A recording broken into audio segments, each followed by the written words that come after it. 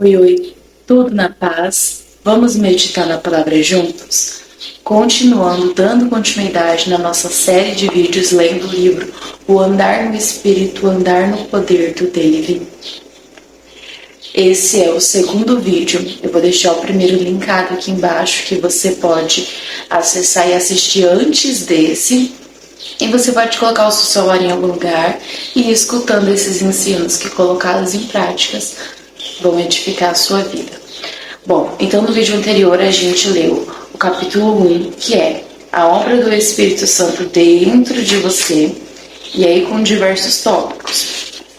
A gente teve nós precisamos escolher o plano de Deus, o Espírito Santo ora por nós, a lei natural se tornou submissa, a grande troca negociando o nosso plano pelo plano de Deus. Ele nos ajuda a achar nosso chamado, a maneira de Deus é melhor, a sabedoria de Deus contra as estratégias de Satanás. E hoje, no capítulo 2, a gente vai ler sobre minha jornada pessoal através da redenção. Vamos lá? Eu não dei conta, Dave Robertson, o autor, contando. Ele não se deu conta do plano de Deus para a vida própria. Vamos ler na pessoa dele mesmo. Eu não me dei conta do plano de Deus para a minha própria vida, até que me tornei um adulto. Quando eu era criança, não existia ninguém na minha vida que me pudesse me ensinar a respeito disso. O início. Primeiro tópico.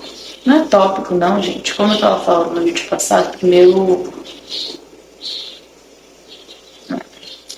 minha mãe, aqui ele vem contando. Minha mãe era o que eu chamo de uma alcoólatra periódica. Ela morreu no início dos seus 50 anos de cirrose hepática. Meu pai era filho de pregador.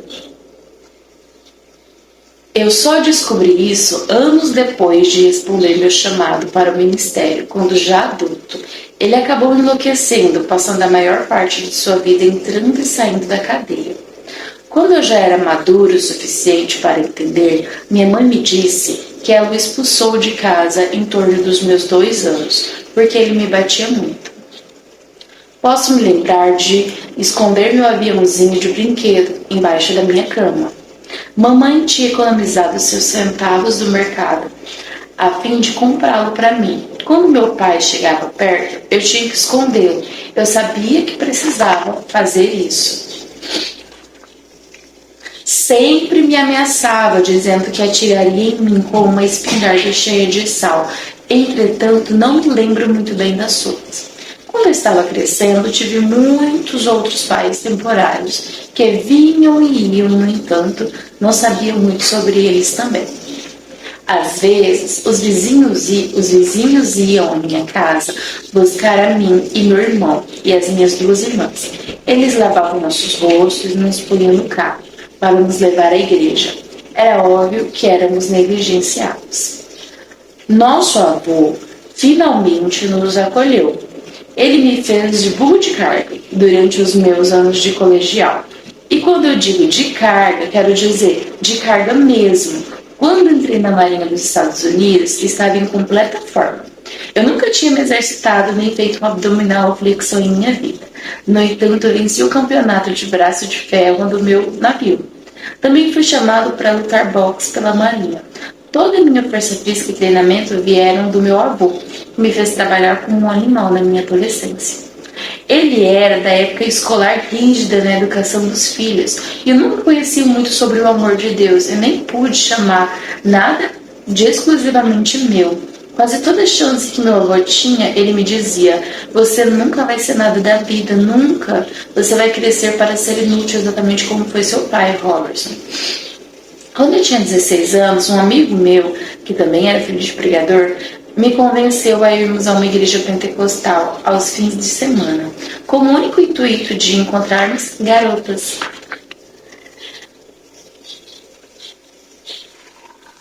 Após a igreja, saímos para beber. Olha só que interessante, que muitas vezes, pode falar a verdade, mesmo sabendo que Deus ele escolhe os improváveis, a gente acha que nós somos uma exceção. A gente questiona porque eu não muito distante do hoje, questiona porque nós viemos numa família tão disfuncional. Isso aqui é a história da maioria de nós. Uma família disfuncional, uma vida disfuncional. E por que isso acontece? É consequência das escolhas dos que passaram, dos avós, dos pais. E a gente pode, como a gente leu no capítulo passado, nós é quem temos o poder de escolha, nós é que podemos escolher mudar essa situação de uma vez por todas. E olha só, David Robertson, quem conhece, que homem abençoado e usado por Deus, que tremendo. E olha a vida que ele teve. Então, você também é um escolhido de Deus. Continuando o próximo parágrafo. Bem, a pregação do pastor não incomodava meu amigo nem um pouco, mas começou a me afetar. Uma noite, fiquei tão tocado que fui até a casa do pastor depois que o culto havia terminado. Bati na porta e quando ele atendeu, eu disse: acho que tem algo errado comigo. Gente, vocês vão ver que o senso de humor do David Robertson é ótimo. Isso é a necessidade de arrependimento, ele respondeu.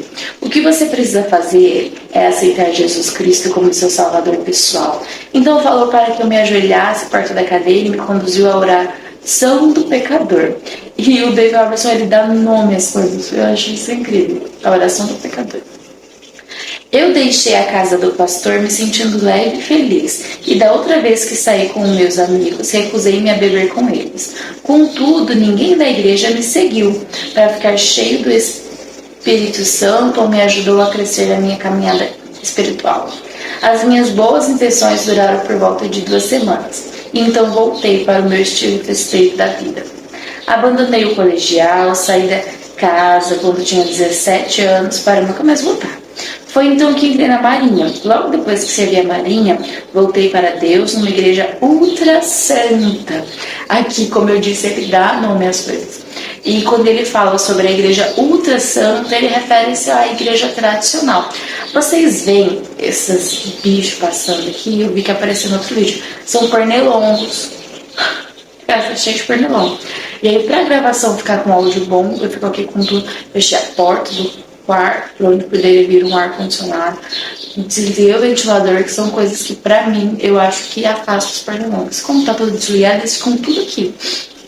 Mas vamos lá, vamos continuar.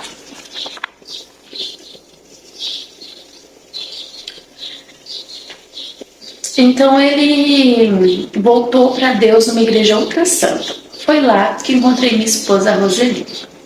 Essas pessoas santas me disseram que o meu Pai Celestial estava fazendo o mesmo que meu Pai Natural havia feito comigo, punindo-me por me cometer erros. Eles estavam me ensinando a legalismo, mas eu não entendia isso, então pensei comigo mesmo: bem, acho que perdi meu pai como aquele e achei outro igual. Olha só o que a religião pode colocar dentro do nosso coração. Mas nós temos a Bíblia Sagrada para combater tudo isso. Próximo tema: o pregador lenhador. No primeiro ano, depois que me tornei salvo, esse capítulo aqui vocês vão ver que ele vai ser bem gostoso, porque ele está contando, né? Bem gostoso não, acho que é outra palavra. É bem fluido assim, bem tranquilo, não precisa de tantas pausas para entendimento, porque ele está contando ali. Acredito que a gente consiga ler o capítulo todo assim, ele parece ser um pouco maior. O pregador lenhador. No primeiro ano, depois que me tornei salvo, tinha dificuldade de ficar na igreja, mas logo após me casar com Roseli, fui batizado no Espírito Santo e nunca voltei para a minha vida sem Deus novamente. Glória a Deus. Eu nunca desejei voltar.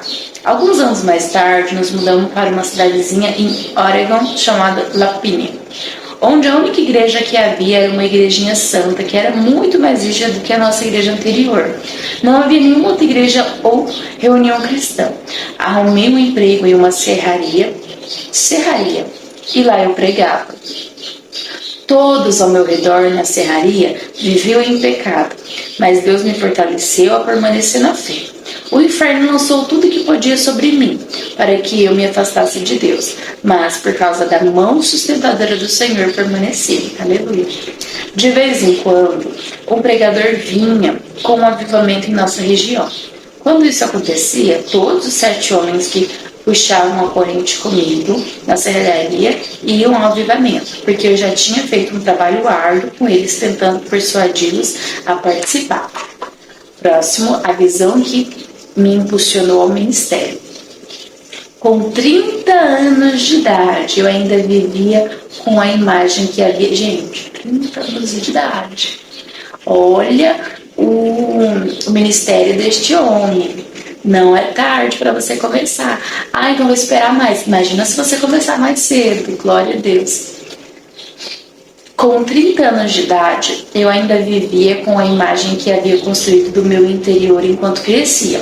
Eu não queria ser nada na vida e não merecia nada além de punição. Eu nasci de novo e tinha uma grande fome e sede de Deus, e sabia em meu coração que havia sido chamado para pregar o Evangelho. Mas eu não conseguia ver como ele poderia me usar, ou até mesmo como iria me usar. Eu era um menino santo, perdido na lei. Mas amava a Deus com todo o meu coração, e Ele tinha misericórdia da minha alma. Ele me deu uma visão que me lançou em meu ministério integral. Essa visão não foi algo que experimentei porque eu havia comido tarde na noite passada. Foi real. Jamais esquecerei disso. Nós havíamos nos mudado algumas vezes e estávamos morando em uma cidadinha chamada... os nomes, com certeza, talvez não pronuncie direito. Dos Estados Unidos, chamado Oakland, onde continuei trabalhando na serralheria local. Numa manhã bem cedo, acordei na presença de Deus. Abri meus olhos esperando ver o meu quarto como de costume. Ao invés disso, vi um grande auditório. Havia várias cadeiras de rodas na plataforma e eu estava lá, 3 fileiras à esquerda.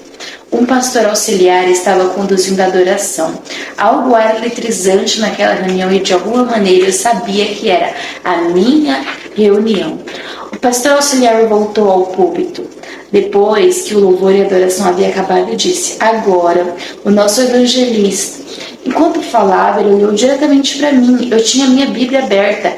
Aliás, estava em Judas 20 e 21, a passagem que mais tarde iria lançar nosso ministério.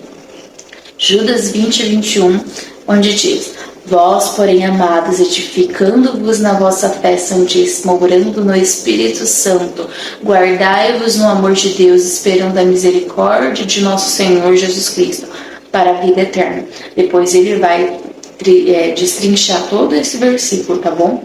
Próximo parágrafo. Mas... quando comecei a me levantar, o pastor auxiliar virou-se e apontou para a cortina do palco. Uma mulher loira surgiu na plataforma. Era óbvio que ela estava cheia do amor de Deus e a unção. O poder do Espírito Santo fluía dela como mel. Era tão espesso e doce que quase podia ser cortado. Eu me afundei na cadeira desacreditando, pois sabia que aquela deveria ser a minha reunião. A mulher pegou o microfone e ministrou a graça de Deus lindamente. Então o poder de Deus desceu e todos se levantaram de suas cadeiras de roda. O altar ficou repleto de pessoas confessando Jesus como Senhor. E o culto inteiro foi cheio de poder e unção. Quando tudo acabou, o resto da multidão desapareceu. Apenas eu e a mulher estavam no auditório. Então ela olhou diretamente para mim e disse: eu não sei porque Deus me deu esse tipo de ministério. Eu não sei porque Deus me deu este tipo de ministério. Algum de vocês, homens, deve ter falhado. Saí da visão tremendo. Acordei Roseli e contei tudo o que havia testemunhado na visão. Decidi que não poderia mais viver do jeito que eu estava vivendo, dividido entre o meu chamado para pregar e os meus profundos sentimentos indignos. Dentro de mim, eu estava sendo fortemente derrotado. Eu disse à minha mulher, eu tenho que atender ao meu chamado para o ministério, afundar, nadar ou afogar. Se nós comermos feijão, dormirmos embaixo da árvore ou vestirmos as crianças com roupas de saco, você ainda vai comigo? Olha só que importante. Ele consultou, era sobre o chamado dele.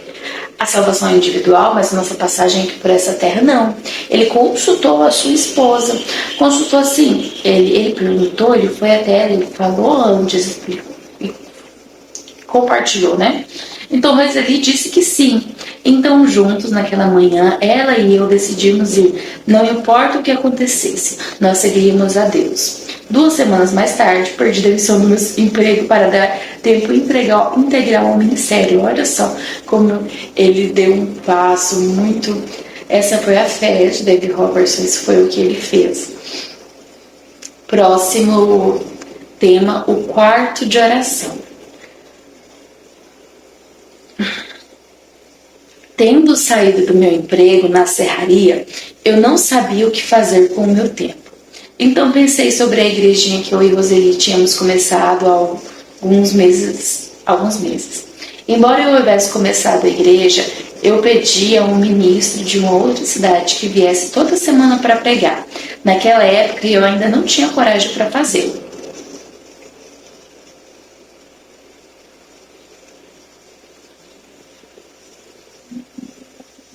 Então é que ele já tinha começado uma igreja, mas aí toda semana ele trazia um pregador para pregar, que ele não tinha coragem de fazer ainda. Então os cultos eram realizados numa construção antiga, de um local para boliche. Eu tinha separado recentemente um cômodo de 2x2 como divisórias, o qual já tinha sido uma cantina, transformando assim, então que ele já está contando da igreja que ele começou. Um minúsculo berçário. Decidi que iria usar aquele quartinho como o meu quarto de oração. Então, o quarto de oração dele foi um cômodo 2x2 com divisórias, que já tinha sido uma cantina. Ele transformou em um minúsculo berçário e ia ser o quarto de oração dele. Então, pensei que, de alguma maneira, se orasse a mesma quantidade de horas que normalmente trabalhava, Deus iria me pagar, suprindo as nossas necessidades. Próximo parágrafo. Eu não imaginava quão difícil seria cumprir minha decisão de orar 8 horas por dia. Naquela primeira manhã, eu entrei no quarto, fechei a porta, ajoelhei-me e comecei a orar em inglês. Aqui, por que fala tem que orar 8 horas por dia? Você não precisa orar 8 horas por dia. Não mesmo. É uma boa referência de horas que você trabalha no seu emprego. Nós temos 24 horas no nosso dia, mesmo que você trabalhe fora. Veja só, 24 horas num dia. Se a gente orar 8, que a gente não costuma orar, falei errado. Se a gente dormir 8, que a gente não costuma dormir, a gente dorme bem menos, porque a gente vai dormir tarde. Mas se a gente dormir 8 horas por dia, que já é bem mais do que a gente costuma dormir. Se a gente trabalhar 8 horas por dia, que é o horário comercial, nós já usamos 16 horas no nosso dia, mas nós já trabalhamos, nós já dormimos. Resta ainda mais 8 horas, certo? O nosso dia de 24 horas é dividido em 3 tempos de 8 horas. Então a gente dormiu 8, trabalhou 8, ainda nos resta 8 horas. Você tem noção disso? Mas muitas vezes parece que se a gente trabalha o dia inteiro e não resta nada, a gente já chega em casa praticamente no horário de dormir. Não. Você consegue ter uma boa noite de sono, você consegue trabalhar muito bem. Mesmo se você trabalhar por conta, são boas horas separadas para você se dedicar ao trabalho e ainda sobra 8 horas. Então, existe tempo para orar. Aí você não vai orar essas 8 horas, porque você também precisa dedicar tempo à sua família, ali à sua casa, mais ou menos metade desse tempo dá para orar. E veja como é muito tempo, muito mais do que a gente costuma orar. Então, ele começou a orar em inglês. Presta muita atenção, porque é muito bom o testemunho. Aqui você está escutando o testemunho do David Robertson. Ó Deus, agora eu estou tempo integral no ministério. Ó Deus, mantenha a nossa despesa cheia. Não permita que nossos filhos passem fome. Usa minha vida. Deus, por favor, usa-me. Passei muito tempo implorando a Deus. Eu era apenas um menino santo que ainda não havia aprendido quase nada sobre a fé. Eu orei por tudo que pude pensar, por todos os missionários ao redor do mundo que eu conhecia, até mesmo passei um tempo amaldiçoando as baratas do quarto, ordenando que elas morressem em nome de Jesus.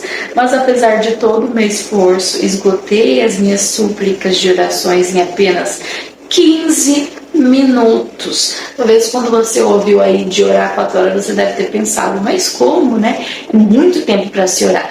E eu sempre trago isso nos vídeos de ensino sobre oração em línguas, que você não consegue passar, ele vai falar isso, não precisa ficar falando muito tempo orando na sua linguagem, e vem oração em línguas para isso. Próximo parágrafo. Então, apenas sobreviver às longas horas que viriam pela frente, às quais me comprometi a orar, comecei a orar em línguas. Olha como ele chegou a tudo isso. Eu não comecei a orar em línguas por saber que era algo bom a fazer, mas a verdade é que eu nem sabia se era biblicamente correto. Algumas pessoas santas haviam me dito que eu não poderia orar em línguas quando quisesse, embora tenha ouvido de outras que eu poderia, sim, usar as línguas como linguagem de oração. E aí você começa a ver que mesmo lá atrás ainda havia essa divisão de ensino.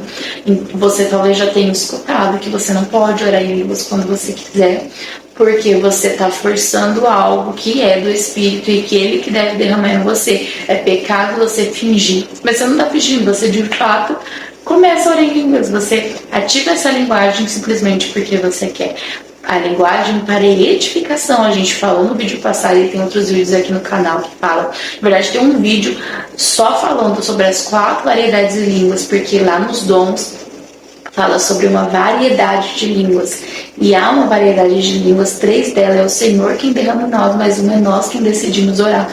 Porque é para edificação e é assim que deve ser. Você deve se edificar todas as vezes que você quiser. E você deve fazer isso sempre.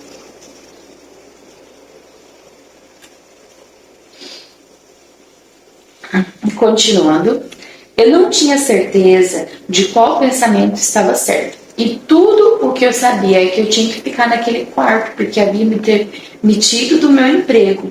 Comecei a orar em línguas naquele primeiro dia, naquele quarto, apenas para matar as horas.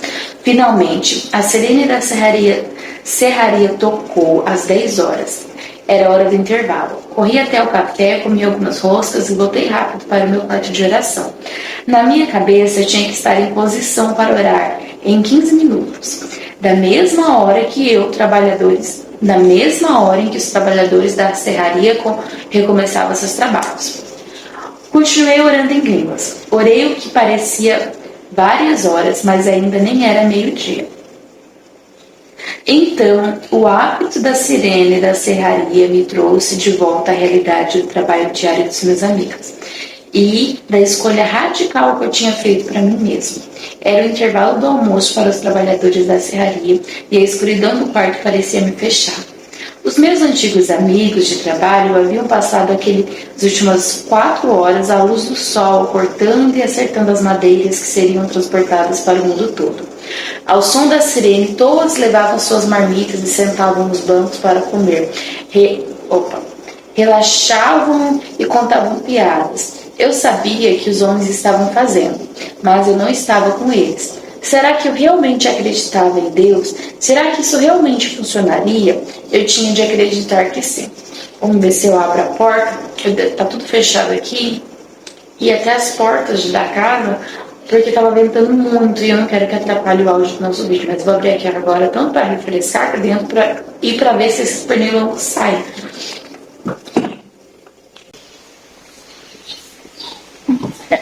Agora a gente vai ter outras interferências de som, mas eu vou tentar ajustar. Ai, que gostoso. Nossa, meu Deus, obrigada. Eu vou tentar ajustar para ficar o melhor possível na edição, mas vai ficar melhor aqui pra mim. Eu pretendo fazer filmagens externas também, fazer em outros horários, para poder já ter pronto só para postar às 7 horas da manhã, enfim. Em nome de Jesus, vai ser um trabalho bem bacana aqui no YouTube. Continuando. Nossa, gente, tá muito gostoso. Acho que ela tem uma chuvinha, tá um ventinho. Meu Deus, Deus seja louvado por isso. Então, estavam ali contando piadas. Cadê? Eu sabia o que os homens estavam fazendo, mas eu não estava com eles. Será que eu realmente acreditava em Deus? Será que isso realmente funcionaria? Eu tinha de acreditar que sim. Gente, que loucura, né? Olha só isso. Muito de imaginar assim. Próximo tema é Memórias da busca por respostas. A minha mente voltou ao culto naquela noite, na igreja pentecostal, onde ouvi, pela primeira vez, com uma mistura de apressão e entusiasmo, a revelação do batismo do Espírito Santo e o dom das línguas que acompanhava essa experiência. Roseli e eu discutíamos o que havíamos ouvido quando voltamos para casa, enquanto nossos 3 filhinhos dormiam juntos no banco de trás do nosso Fusca. Ela havia recebido o batismo do Espírito Santo no fim de sua adolescência. Eu comecei a imaginar se esta experiência poderia ser a resposta para a minha vida de frustração e arrependimento contínuo dos pecados dos quais eu não conseguia me livrar. Parecia que para muitos cristãos a transformação ocorria imediatamente após nascer de novo. Era isto verdade? E se fosse? Porque parecia ser tão difícil a minha mudança? Poderia uma linguagem de oração feita através de mim pelo Espírito Santo ser a resposta que eu precisava para ultrapassar aquela linha invisível a verdadeiramente me tornar um vencedor? Logo voltei para casa, a fim de me juntar à minha família, à minha mulher e meus meninos, após o desagradável fim de tarde daquela batalha que havia resultado numa falha espiritual e pessoal. O olhar de recepção no rosto de Roseli era o suficiente para desistir da influência insignificativa dos poucos drinks que eu havia tomado com o pessoal. Um forte senso de arrependimento surgiu no meu... Não, a gente pulou alguma parte.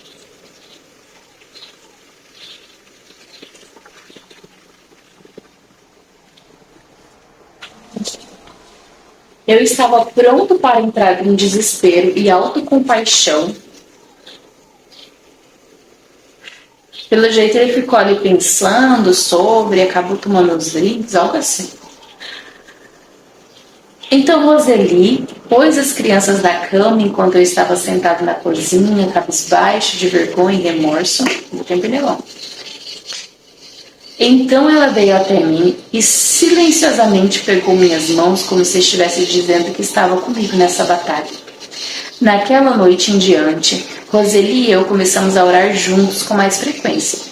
E o meu desejo de conhecer sobre o batismo no Espírito Santo continuou a crescer. Frequentemente falávamos sobre este dom.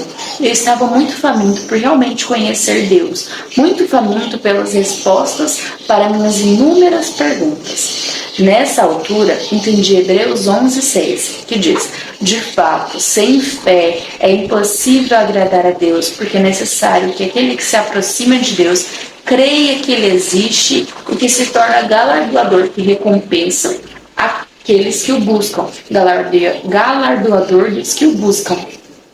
Poderia ser esta oração no Espírito uma parte do que é buscar a Deus? Quando me ajoelhei naquele quarto orando em línguas, a resposta para aquelas perguntas pareciam a mais importante de todas. Voltei do meu mundo de lembranças pensando, o que estou fazendo neste quartinho?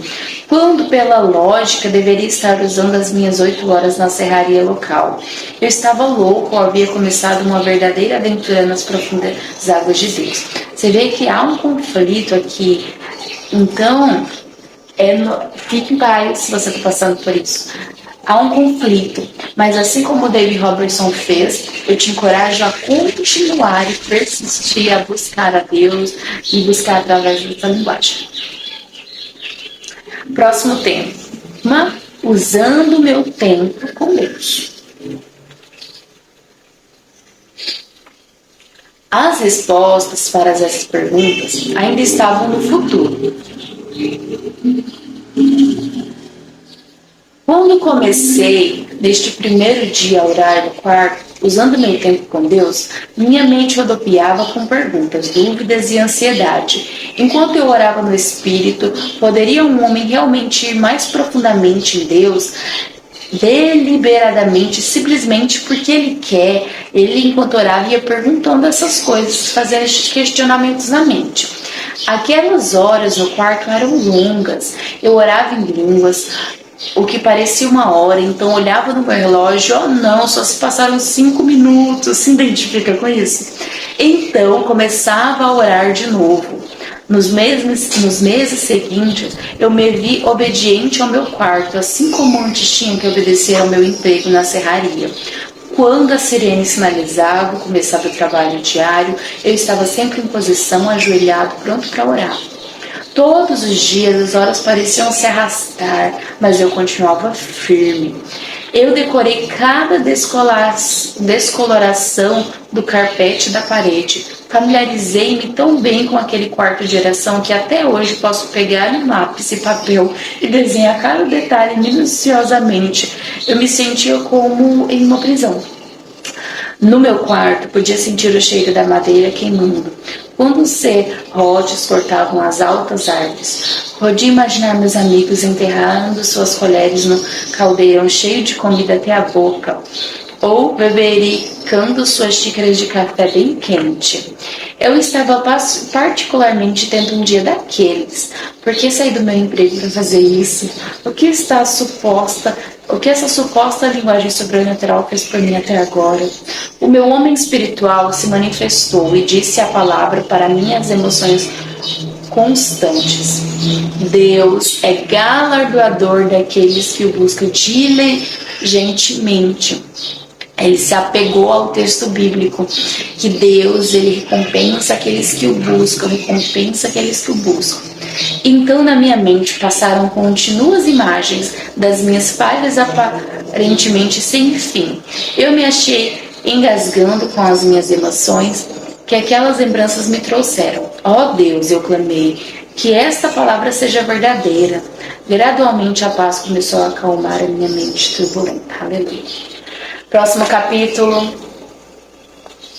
Deus não havia me dito para desistir do meu emprego e orar no Espírito por 8 horas todos os dias. Isso é muito importante. Foi uma decisão que eu tomei em um momento de desespero. Eu queria mais de Deus, mas não estava certo de como conseguir. Por ler a palavra, aprendi que a minha linguagem de oração me foi dada para a minha edificação, e que eu podia orar mistérios, mas eu não havia tido entendimento do que realmente aquelas verdades queriam dizer.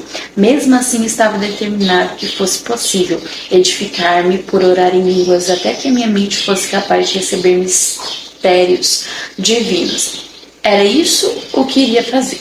O próximo tema é uma pausa bem-vinda, gente. É muito legal, vai vir contando histórias bem legais. Como eu disse, ele tem um senso de humor muito engraçado. Então vamos lá para as histórias do David Robertson. Então, comecei a orar. Hora após lenta hora, dia após dia. Aproximadamente 2 meses se passaram, de modo muito devagar. Então, uma mulher que eu havia conhecido no estudo carismático da igreja soube a respeito do que eu estava fazendo. Ela veio para a igreja um dia e bateu na porta do meu quarto.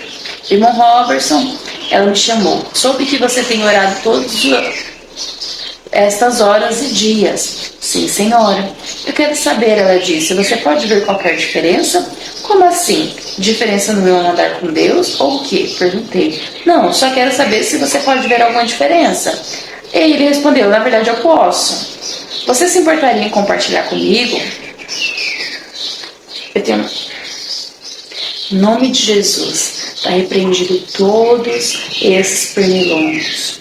Que nenhum deles fique aqui me botando e atrapalhando esse vídeo, atrapalhando que esses ensinos sejam compartilhados. Amém.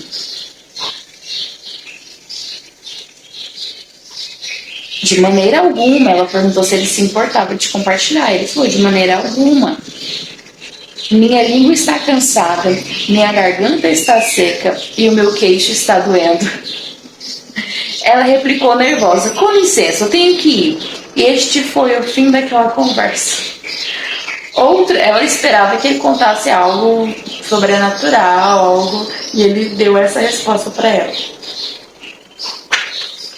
Outro mês se passou vagarosamente. Já faziam 3 meses que eu estava trancado, orando Então aquela mesma mulher voltou, bateu na porta do quarto. Irmão Robertson, ela disse: você conhece a igreja que eu frequento? Sim, senhora, conheço. Você sabe que eles não acreditam em oração em línguas? Sim, eu sei disso. Bem, haverá nesse fim de semana um encontro na minha igreja com testemunhos, no qual pessoas de vários estados e reuniões para contar as boas obras que Deus fez por elas. Você gostaria de ir? Eu pensei: pode ter certeza que estarei lá. Eu usarei qualquer desculpa para sair desse quarto. Eu disse a ela: nos vemos lá. Corri para casa, troquei de roupa e fui rapidamente para a casa onde as pessoas estavam fazendo um estudo matutino da Bíblia. Cheguei atrasado para o encontro, por isso eu não sabia que a senhora sentada ao meu lado tinha entrado usando uma bengala. Gente, presta atenção neste testemunho. Que havia sido posto em um canto por alguém. Eu não tinha ideia de que a mulher era manca de uma perna. Sentei-me lá, esperando que o pregador começasse a sua mensagem. Eu estava muito entusiasmado, pois já faziam 3 meses que eu estava trancado no meu quarto de oração. Agora eu não só estava com outras pessoas, mas também iria ouvir uma mensagem ao vivo, ensinada por uma pessoa de verdade. Mal podia esperar. Finalmente o homem se levantou para falar, segurando uma enorme pilha de anotações. Se suas anotações estivessem no rolo, poderia se desenrolar até o fundo da casa. Não demorou muito para ele pôr um novo significado para não ser cheio com o Espírito Santo. Então o pregador já foi logo ceifando tudo aquilo que estava no coração dele a respeito do Espírito Santo. Tentando.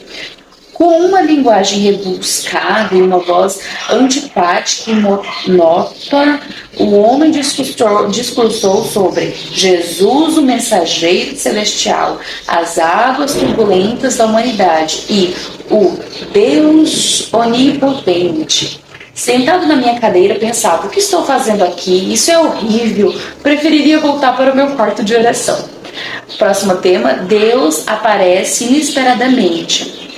Minha mente divagou várias vezes durante aquele encontro. Eu não sabia o que fazer comigo mesma e, para me entreter, comecei a chacoalhar minha xícara de café para ver os anéis que se faziam em ondas até o canto da xícara.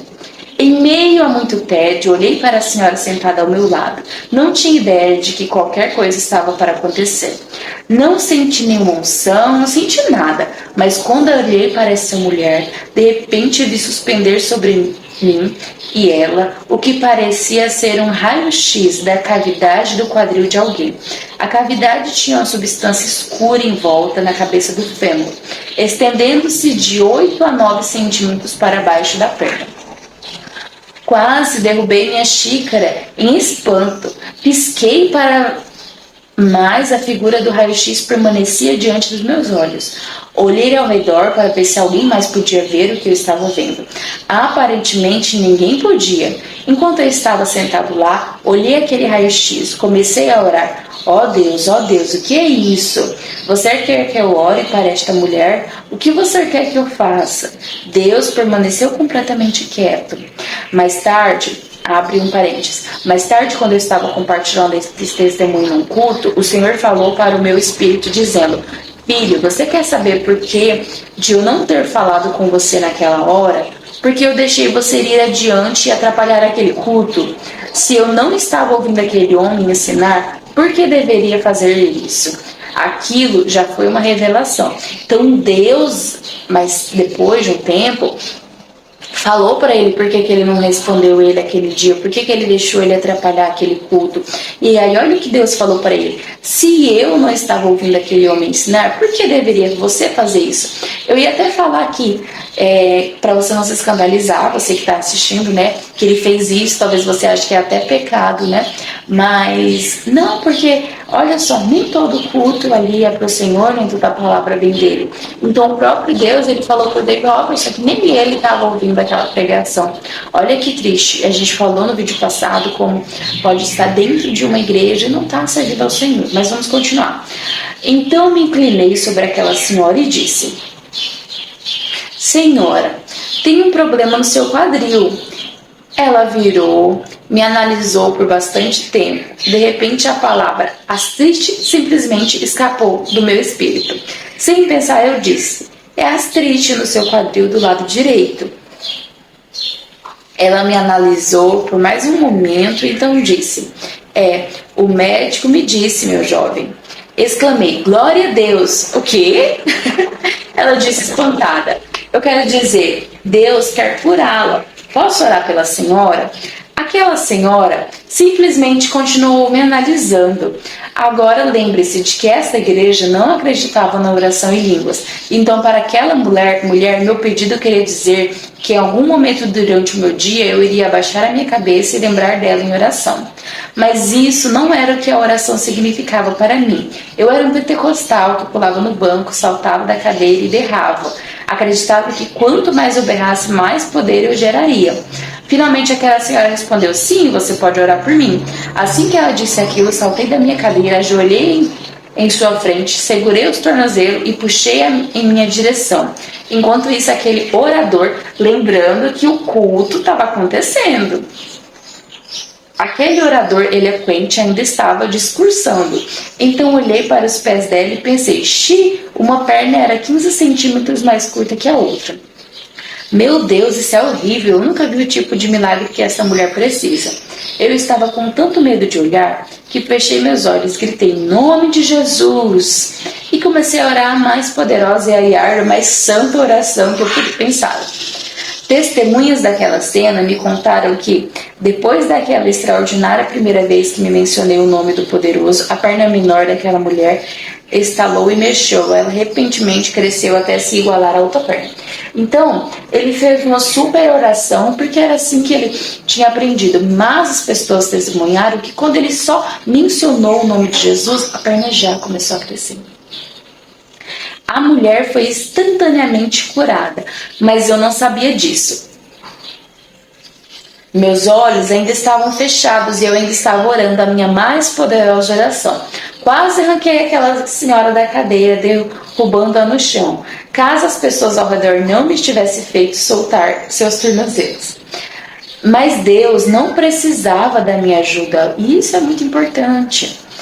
Ele fez aquela perna crescer sem que eu me desse conta. Quando eu finalmente abri meus olhos e vi o milagre, estava tão chocado quanto todos ao meu redor.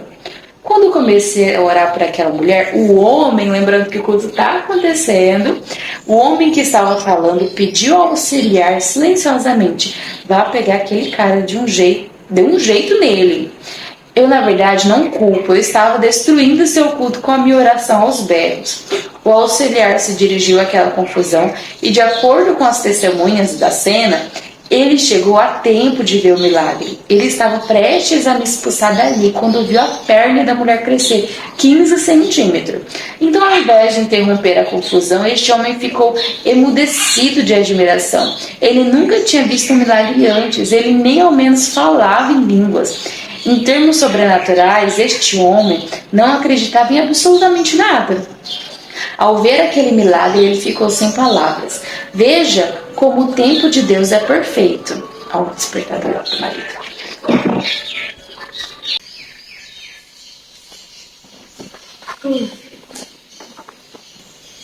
Ao ver aquele milagre, ele ficou sem palavras.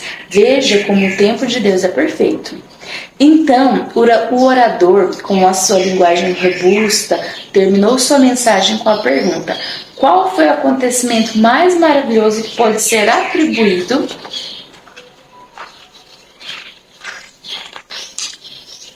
como algo vindo de Deus em sua vida. Enquanto todos estavam imaginando o que aquilo significava, o auxiliador respondeu à questão do homem apontando para a senhora que havia sido curada e afobado disse: aqui, a cura. Lembra que esse moço foi lá para poder expulsar o dele.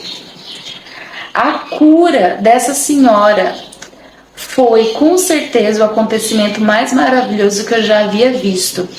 Após este culto, o pregador veio até aquela senhora e tentou dizer-lhe: Senhora, Deus não faz milagres neste tempo de hoje. Nós sabemos que existem igrejas, existem religiões, não sei como posso dizer, que não acreditam que Jesus ainda faz milagres, que Deus ainda faz milagres, que Ele fez milagres quando passou por essa terra, mas foi só naquele tempo, e que hoje em dia Ele não opera mais, porque Ele operou e Ele não opera através das pessoas, enfim. Após este culto, o pregador veio até aqui, já disse, né? Mas aquela senhora replicou: Você quer apostar, filhinho? Você quer apostar? Então ela agarrou sua muleta e começou a andar ao redor da sala. Ela balançava a muleta para frente e para trás, para impedir que alguém chegasse mais perto dela, enquanto mostrava a eles o quão bem o seu quadril curado estava funcionando. Quando o culto acabou, toda a congregação participou de um banquete especial na igreja. Por alguma razão, eles não me convidaram. Eu imagino por quê.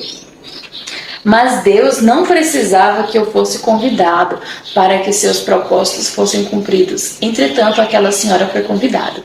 Antes que as pessoas encarregadas pudessem fazer alguma coisa, aquela senhora pulou e deixou o seu testemunho no banquete. Depois de terminar, ela gritou: E o que Deus fez por mim, Ele fará por vocês. O lugar foi a loucura quanto ao entusiasmo.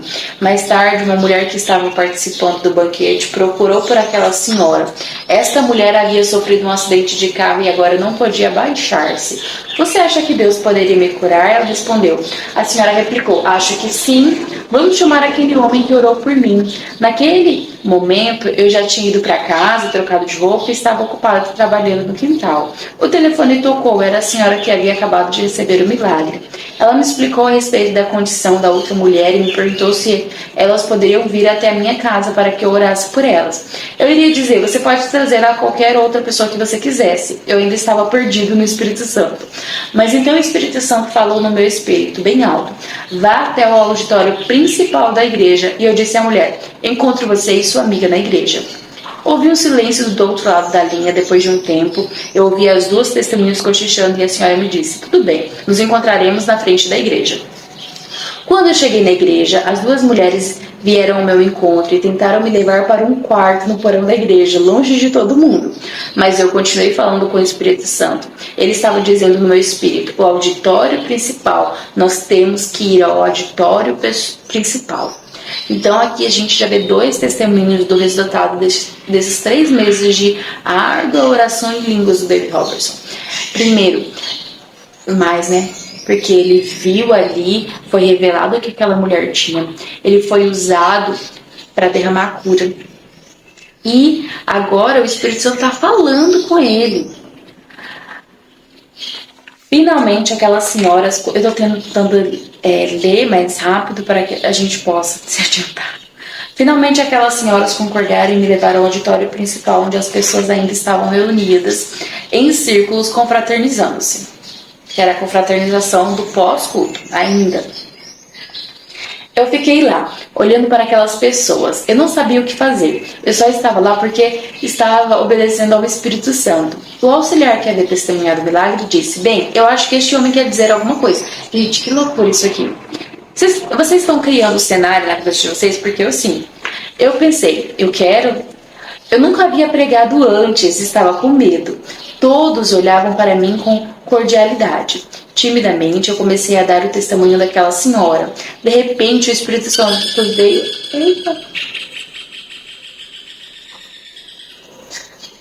De repente, o Espírito Santo veio sobre mim e eu estava envolvido na maravilhosa e poderosa presença de Deus. O dom da fé veio sobre mim. Embora naquela época eu não entendesse isso, eu me ouvi dizendo coisas que eram muito boas. Sabia que não podia ser eu pregando. Não era tão esperto. Eu queria sair do meu corpo e fazer anotações. Então, enquanto o dom da fé ainda estava em operação, eu olhei para um jovem. Quando eu estava indo até ele, a região do seu ombro se tornou transparente como um raio-x e no espírito eu vi a junta do ombro e o problema que havia lá. O jovem só podia levantar um pouco o braço. Eu disse a ele, o seu ombro será curado. Enquanto mais eu me aproximava, mais horrorizado ele ficava. Seus olhos ficaram arregalados e ele foi indo para trás, o quanto pôde. Mas não adiantou. Eu corri até lá e o agarrei pelo pulso. Ele disse, em nome de Jesus, e alinhei seu braço, puxando para cima. O jovem berrou enquanto seu braço se levantava. Depois olhou para mim com admiração e disse, não doeu. Você pode apostar que não doeu. Eu respondi, veja, o dom da fé estava sobre mim. Eu tinha a mente de Deus. Eu estava agindo com fé de Deus, que havia deslocado aquele ombro congelado. Mais tarde, naquela noite, quando o dom da fé não estava mais em operação, eu deitei na minha cama pensando, Robson, você é tão idiota. E se você tivesse quebrado o braço daquele homem? Eu não sabia naquela época que quando o dom da fé está em operação, uma pessoa pensa como Deus pensa e ela não pode fazer coisas que simplesmente não fazem sentido no âmbito natural. Olha que interessante. Então, a mulher que não podia abaixar as costas correu até mim. Aquela mesma fé sobrenatural ainda estava sobre mim. Eu pus a mão sobre sua nuca e abaixei até que ela pudesse tocar os dedos dos pés. Ela foi instantaneamente curada pelo poder de Deus. Os milagres continuaram. Finalmente os anciões vieram de todos os cantos da igreja e disseram, nós vamos acabar com isso, esse homem está causando confusão. Nós não vamos aceitar isso. Olha só, milagres acontecendo e falando que estava causando confusão. Mas a gente sabe que até com Jesus aconteceu isso, não é mesmo? Quando ele expulsa os demônios daquele, eu acho que é um homem, e manda para os porcos, as pessoas se preocupam com o quê? Com a perda dos porcos, sendo que uma vida tinha sido transformada. Mas antes que eu pudesse fazer alguma coisa, eu gritei, alguém quer o que eu tenho? Antes de que os homens conseguissem parar aquilo, alguém quer o que eu tenho?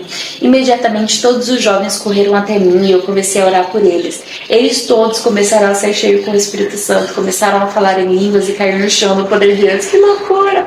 Os adultos não sabiam o que estava acontecendo. Eles foram atrás dos jovens para checar seus pulsos, perguntando-lhes, vocês estão bem? A maioria destes jovens ainda estavam servindo a Deus hoje, ainda estão servindo a Deus hoje. Alguns se formaram na escola bíblica. Deixa eu ver o quanto falta. Falta só uma páginazinha. Pessoas estavam orando em línguas por todo o auditório e os anciãos estavam furiosos. Enquanto eles tentavam ter tudo sob controle, eu saí discretamente por uma portinha ao lado. Eu estava tão perdido no meu espírito que nem sabia onde estava. Eu mal podia andar. Cambaleei pela calçada até que encontrei um pilar de ferro e sustentava a igreja. Encostei-me nele e chorei como um bebê. Deus havia acabado de me usar pelos meus princípios, a minha mente não podia compreender o fato de que o Deus do universo, aquele que todas as pessoas ultrasantas tinham me dito que sentenciava com tanta punição, poderia ocupar o mesmo lugar comigo e operar milagres atrás de mim. Uau! Eu não posso explicar como me senti. Veja, eu conhecia as minhas falhas, conhecia o meu verdadeiro. Pensar que Deus estava operando comigo e através de mim para estabelecer seu reino aqui na terra era mais do que eu podia compreender. Por que ele usaria alguém como eu? Durante todos os anos, depois de nascer de novo e ser cheio do Espírito Santo, eu sempre soube que tinha um chamado de Deus para a minha vida e sempre tive muita fome de conhecê-lo pelo seu poder. Mas ninguém podia me dizer como andar no poder de Deus propositalmente. Ninguém. Eles apenas podiam me dar uma ideia geral que não satisfazia aquela profunda fome. Tema: desvendando uma lei espiritual por acaso. Então, quando me encostei naquele pilar, de repente uma profecia começou a fluir e eu recebi a revelação que o meu coração vinha buscando por muito tempo. Eu não sabia o suficiente para professar o que eu ouvi no meu espírito. O Espírito Santo me disse: filho, esta unção não veio repetidamente sobre você, porque estava predestinado para esta reunião desde a fundação do mundo. Ela não veio sobre você por causa do seu chamado evangelístico. Quisera eu que todos os meus evangelistas andassem no meu poder. Esta unção não veio sobre você por causa do seu chamado, sua crença, sua cor ou sua raça. Ela veio sobre você porque você desvendou uma lei espiritual, orar em outras línguas para sua edificação. Esta lei, carregada com ela uma garantia imutável para edificar você na fé santíssima no seu espírito. A partir de você, de onde vem a fé, você encontrou algo que pode ser feito propositalmente para edificar você o quanto quiser, o tempo que quiser e quando quiser. Através da oração do Espírito Santo, você pode se edificar acima de uma caminhada onde seus sentimentos físicos bloqueiam e convence você de que a palavra de Deus não é a verdade. A oração no Espírito, você pode certificar acima de uma caminhada onde os seus sentimentos físicos bloqueiam e convence você de que a palavra de Deus não é verdade. Ela te edifica acima disso, acima da dúvida, ela edifica a sua fé. Essa dúvida que impede de que a gente ande nesse poder. Para uma caminhada vibrante, cheia do Espírito e livre no Espírito Santo. Vibrante, cheia do Espírito e livre no Espírito Santo. Depois de estar tão faminto pelo poder de Deus por tanto tempo, eu acidentalmente desvendei uma das chaves mais importantes para crescer na fé, pisar no diabo e mover montanhas, orando em línguas para edificação pessoal. E você acha que depois de encontrar tal chave para destravar ministérios divinos, alguém poderia me tirar do meu quarto de oração? Não mesmo, eu ainda tinha que descobrir um plano divino para a minha vida. Que isso aconteça também na sua vida, que a gente de fato firme em busca, se firme na busca constante e diária. Amém? Esse foi o segundo vídeo, lendo o livro do Dave, Andar no Espírito, Andar no Poder. O primeiro tá linkado aqui embaixo, assista ele. Bom foi se você assistiu ele antes desse. E amanhã, às 7 horas da manhã, nós lemos o terceiro capítulo, que é Dons Espirituais e as suas operações, e assim por diante.